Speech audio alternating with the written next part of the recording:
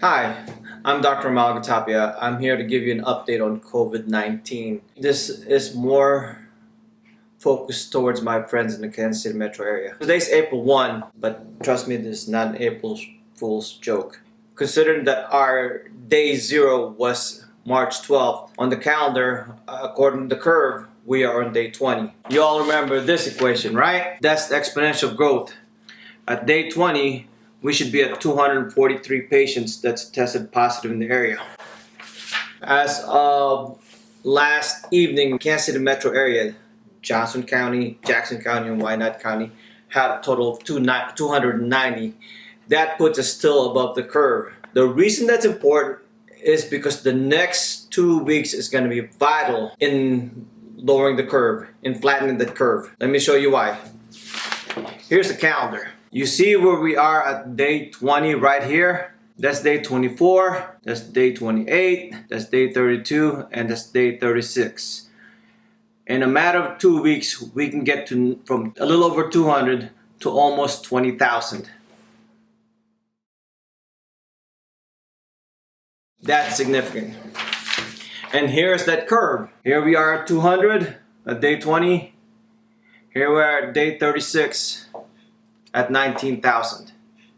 The value of lowering that curve is you want to make that curve go this way. You don't want to continue the exponential growth that we have been following that this virus seems to do. It's real good at math. That exponential growth just seems to happen everywhere. The reason I'm doing this, we are not doing enough to protect ourselves in our city. On my last lecture, I told you all the things you should do to protect yourself. I'm going to give you 2 important rules now to protect yourself. Number 1, stay at home. Number 2, see rule number 1. Because there are too many people out there outside doing things that they shouldn't be doing. Here are a list of the things that you should not be doing. Do not go to the park. Because at the park, there are a lot of people you encounter and you wind up interacting with them. Your children play on the playground because you can't stop them because they think it's fun. But remember what I told you. Everything outside your house is infected. Every surface that they touch, every surface your children touch is infected. To go along with that, do not play any pickup games or team sports with any of your friends. Whether it's in your backyard, whether it's at the park, wherever you play, don't do it. Because you are coming in contact with more people than you need to.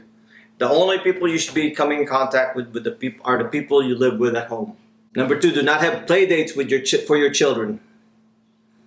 Along with this, do not invite friends over, and do not leave your house to hang out with other friends. Because although it may seem harmless, that 3 or 4 people you hang out with, if one of them is infected, all 4 of you gets infected. Do not go to the gas station unless you need gas. You go to the gas station, it's not unusual. You go inside, get a little soda, grab a sandwich, but every time you go inside, you risk exposing yourself.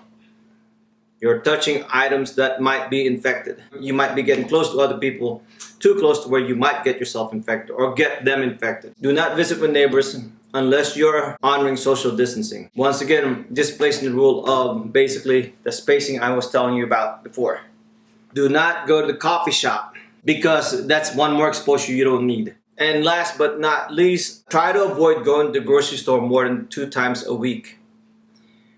I know some people go out there and use that as their social outing. Stop. Please stop. We must protect our city. You must protect yourselves. We have to plan that curve so that we don't find ourselves in trouble like every other city that has failed to abide by these guidelines. Protect yourselves and your loved ones. Thank you.